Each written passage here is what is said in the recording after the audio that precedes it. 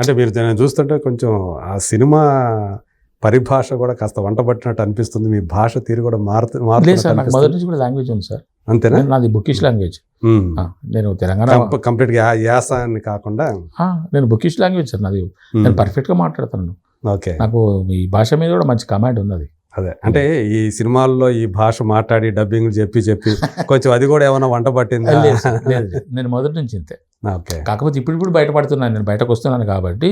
ఇప్పుడు మనం మొదటి ఇంటర్వ్యూకి రెండో ఇంటర్వ్యూకి ఇప్పుడు నువ్వు చేస్తున్న ఇంటర్వ్యూకి కొంచెం మన లోపల సాన్నిధ్యం పెరిగింది, చనువు పెరిగింది, ఒక రకమైనటువంటి బాంధవ్యం పెరిగింది. అవును, మీరు గమనిస్తున్నారు. అంతే కదా. మొదట బీడియపడ్డాను చెప్పడానికి.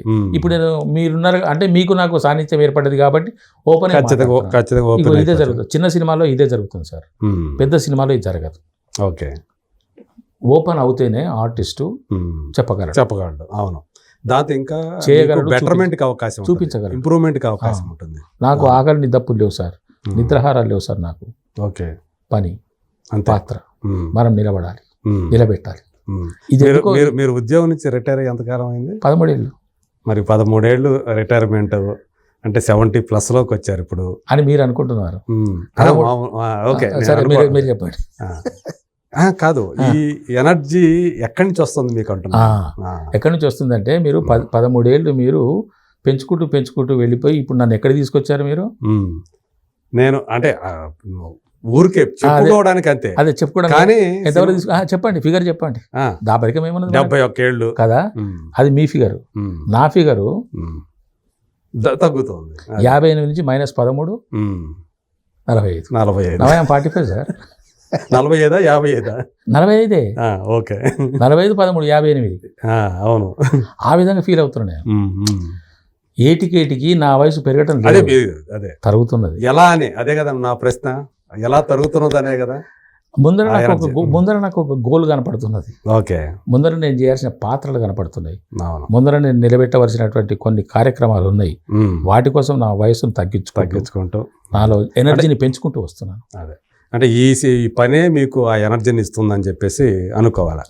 దానికోసం ఏమైనా కొంచెం మీ డైట్ని కూడా చేంజ్ చేసుకున్నారా? ఏమో సార్, దాన్ని చేస్తే డైట్ చేద్దామని చెప్పేసి పోతే తేడా కనపడుతున్నా సార్. డైట్ అంటే నేను ఎలా ఉంటున్నానో తెలుస్తలేదు కానీ నా బాడీ ఏమవుతుందో నాకు తెలియట్లేదు కానీ నేను మానసికంగా మాత్రం చాలా ఉల్లాసంగా, ఉత్సాహంగా, చాలా శక్తివంతంగా ఉన్నాను. మరి బాడీలో మీకు ఏమైనా తేడా కనిపిస్తుందో తెలియదు. అంటే మరి పెరగటమా తగ్గటమా అంటే సందర్భంలో నాకు బాలకృష్ణ గారు నాకు ఒక మంచి టానిక్ ఇచ్చారు సార్, భగవంత్ కేసర్లో. అన్నయ్య మీరు పొట్ట గురించి బాధపడకండి, ఆ పొట్ట అలాగే ఉంచండి అన్నాడు ఆయన. పెంచకండి తగ్గించకండి అలాగే ఉంచండి అన్నాడు. అది నాకు రిలీఫ్ అనిపించింది. అంతకుముందు బాధపడేవాడిని, పొట్ట చూసి అందరూ అంటారు. ఇప్పుడు ఈ రఘురామరాజు క్యారెక్టర్ రావడానికి కూడా పొట్టే కారణం. దానికోసం ఒకరిద్దరిని వెతుకుంటే అరే కొంచెం లావు ఉండాలి కదా మనిషి. ఆయనకి వెంకటేష్ గారికి మామ అంటే కొంచెం ఉండాలి, పొట్ట కనిపించాలి. అది కూడా నాకు మురళీధరి కావాలని. పొట్టలేని మామ వద్దు మనకి, పొట్ట ఉన్న మామే కావాలి. అయితే ఈ వయసులో నేను బాడీని కొంచెం ఏమైనా చేద్దాము, ఎక్సర్సైజా అదే ఇదే అని అనుకుంటే తేడా కనిపిస్తున్నది సార్. డైట్ చేసినా తేడా కనిపిస్తున్నది, ఎక్సర్సైజ్ చేసినా తేడా కనిపిస్తున్నది. నేను ఒకటే అనుకున్నాను, దైవాధీనం. మనం అంటే డైట్ అంటే ఏం లేదు, మనం మార్చుకోవడం కాదు. నేను చాలా తక్కువ తింటాను సార్. నేను చాలా తక్కువ, నాది క్వాంటిటీ తక్కువ. అంటే మీ శరీర తత్వం అంతా కాదు. ఇదివరకు బాగా తినేవాడిని, ఇప్పుడు తెలిసిపోతుంది నా బాడీ. నాకేది ఇష్టం అనిపిస్తుంది, ఏది కరెక్ట్ అనిపిస్తుంది, ఏది తింటే నాకు తీసుకుంటుంది మన శరీరం, ఏది వద్దంటున్నదో నాకు తెలిసిపోతుంది. కాబట్టి దాని ప్రకారం వెళ్తున్నాను. ఓకే. అంటే ఎక్కువ మీరు తీసుకునే ఆహారంలో సార్ మాంసాహారం ఎక్కువ ఉంటుందా? మాంసాహారం దాదాపుగా మానేశాను సార్. అవునా? దాదాపుగా మానేశాను, మొత్తం మానలేదు, దాదాపుగా మానేశాను. అకేషనల్లీ ఎప్పుడన్నా ఏదైనా అనిపిస్తే 1-2 ముక్కలు తింటానే తప్ప నేను ఇప్పుడు నా కళ్ళెదురుగా ఉన్నా కూడా నేను దాన్ని ముట్టుకోవట్లేదు. మనకి ఇష్టమైనప్పటికీ కూడా మన శరీరం చెప్పే దాన్ని ఈ రోజు కూడా సక్సెస్ఫుల్ మీట్ ఇది జరిగింది కదా, సక్సెస్ మీట్ జరిగింది కదా. అద్భుతమైన వంటకాలు అక్కడ ఉన్నాయి. శుభ్రంగా వైట్ రైస్, పప్పు వేసుకున్నాను, పెరుగు వేసుకున్నాను, తినొచ్చాను అంతే. సో అది మనకి శరీరం అది అనుకూలంగా ఏదైతే తీసుకుంటుందో ఎస్ సార్. అంటే మాంసాహారం అనేది మనకు తెలుసు. ఇంకోటి అది జీర్ణం కావడం చాలా టైం తీసుకుంటుంది. ఇంకోటి మీలాంటి మిత్రులు, నా శ్రేయోభిలాషులు నాకు ఇస్తున్న సలహా ఏంటంటే ఆరోగ్యం జాగ్రత్త అని. అవును, ఆ ఆరోగ్యం జాగ్రత్త అనేది ఏమిటో నాకు అర్థం కాలేదు. మీరు ఎంత ఆరోగ్యం జాగ్రత్తగా చూసుకుంటే మేము అంతగా మిమ్మల్ని ఎక్కువ కాలం సినిమాలో చూసుకోగలుగుతాం, రకరకాల పాత్రల్ని మిమ్మల్ని చూసి మేము ఆనందిస్తాం అందుకే నేను అనే కదా. ఆరోగ్యపరంగా నేను కొంచెం జాగ్రత్త పడుతున్నాను సార్. అదే నేను మొదటి నుంచి కూడా నా శరీరాన్ని నేను కొంచెం పవిత్రంగానే చూసుకుంటాను. ఎస్ సార్, నా శరీరాన్ని నేను పవిత్రంగా చూసుకుంటాను.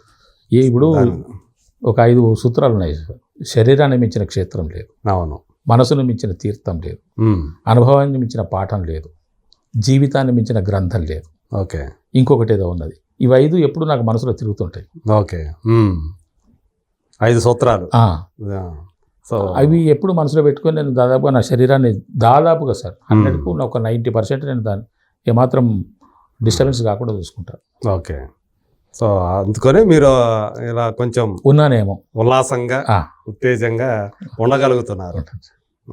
సో ఈ మీరు చేసేటువంటి పాత్రలు అవి అంటే ఇట్లో కూడా కొన్ని ఒక్కోసారి మనసుకు చివుక్కుమనిపించేవి కూడా జరుగుతుంటాయి కదా. జరుగుతుంటాయి సార్. తీరా చేసి అంత కథ ఒకటి చెప్తారు, బాగానే ఉంటుందని అనిపిస్తుంది, నా క్యారెక్టర్ ఏంటో చెప్తారు, బాగానే ఉంటుంది అనిపిస్తుంది. అక్కడికి పోయిన తర్వాత మాత్రం చండాలంగా చేస్తున్నారు. ఏం వాళ్ళకి ఏం తెలియదు, చేయదు, వాళ్ళు ఏదో పట్టుకొని వచ్చేస్తారు, సినిమా తీద్దామని చెప్పేసి ముందుకు వస్తున్నారు.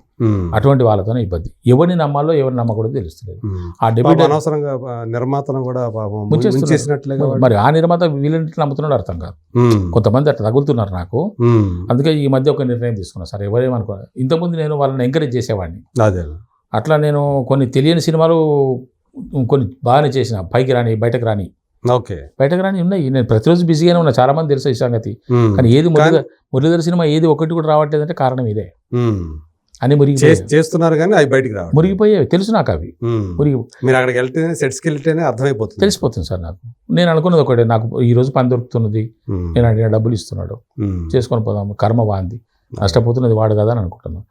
అట్లా కాకుండా ఒక కాంక్రీట్గా ఒక మంచి సబ్జెక్ట్ తీసుకొని ఒక బాగా లేదు సార్. కొంతమంది లోపల ఏదో పేడబట్టుకుని ఏదో పట్టుకుంటున్నారు, ప్రొడ్యూసర్ని అట్లాగా కన్విన్స్ చేస్తున్నారు.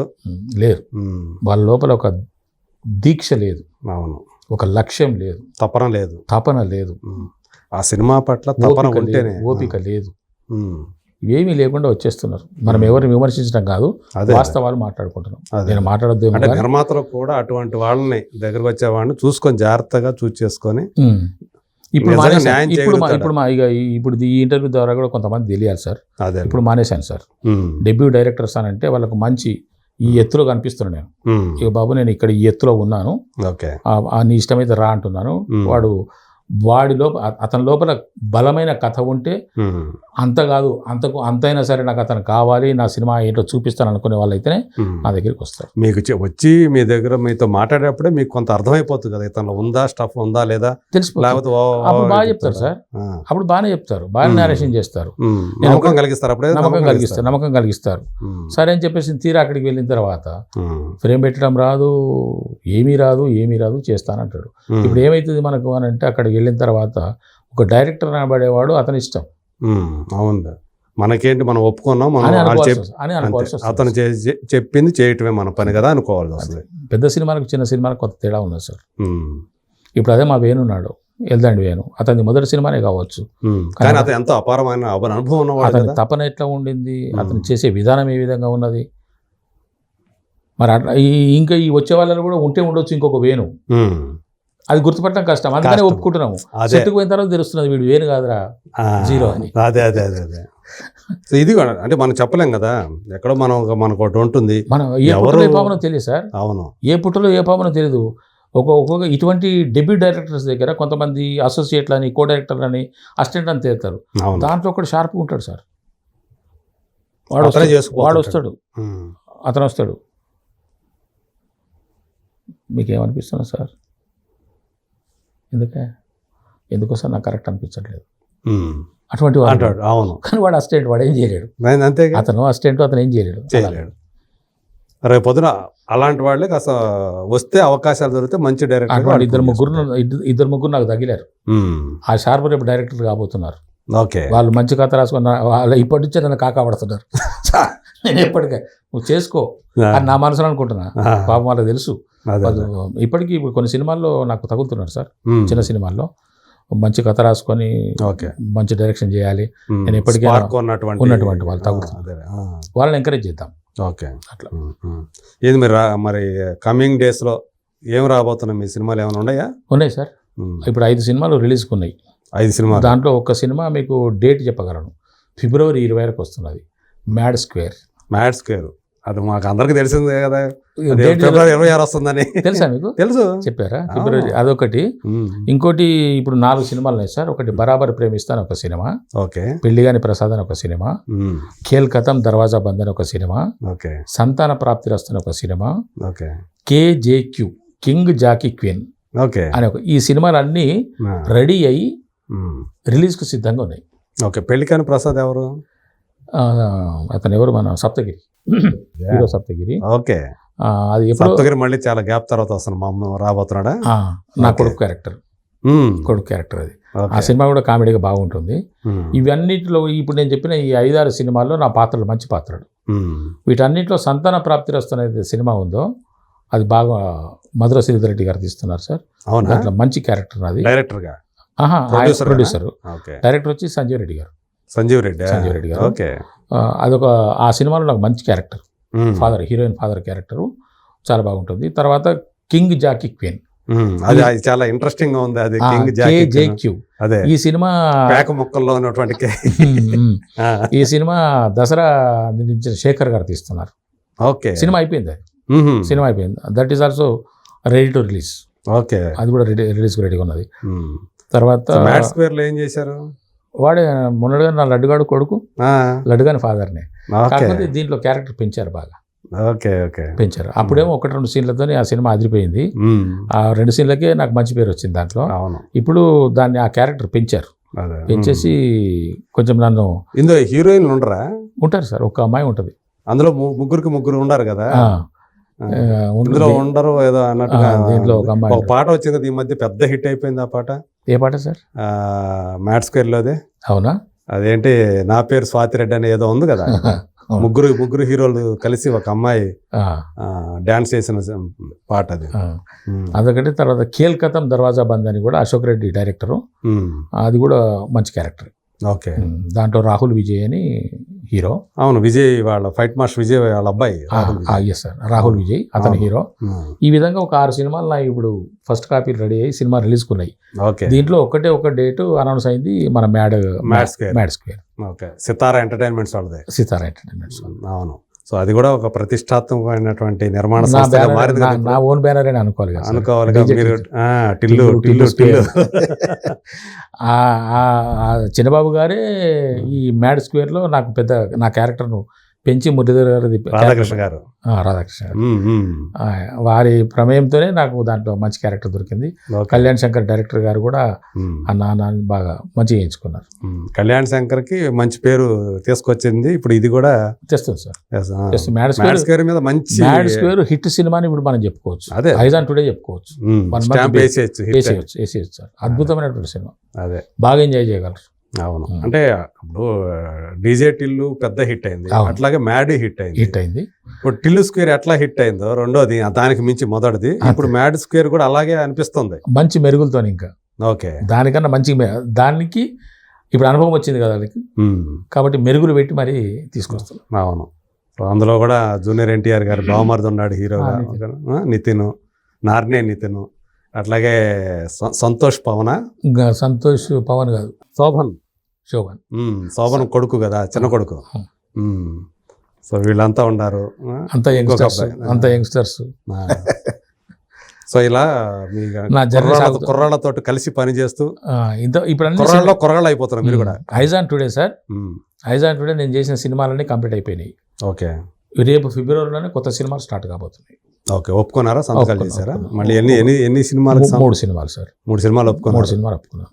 రేపు ఫిబ్రవరిలో స్టార్ట్ అవుతుంది. ఓకే. అప్పుడు దాకా కొద్దిగా రిలాక్స్ అయ్యి. స్కంద వాహన వాళ్ళది ఒకటి, ఇంకోటి గోపాలరెడ్డి గారు కూడా స్కంద వాహన. ఓకే. అదొకటి, ఇంకో 2 సినిమాలు. ఓకే. మన వీరభద్రం గారు కూడా ఒక సినిమా తీస్తున్నారు. ఓకే. పూలరంగడి తీసిన వీరభద్రం చౌదరి గారు, ఆయన సినిమా కూడా ఒకటి ఉంది, ఇంకొకటి ఉంది. మొత్తం 3 సినిమాలు ఫిబ్రవరిలో స్టార్ట్ అవుతాయి. సో బాగుంది. ఇప్పుడైతే నా జర్నీ 1 by 1 సినిమాలు వస్తున్నాయి సార్. ఈ మధ్యలో ఏవి లేకపోతే చిన్న చేసుకుంటున్నా. అదే సో ఇప్పుడు అంతా ఫ్యామిలీ తోటి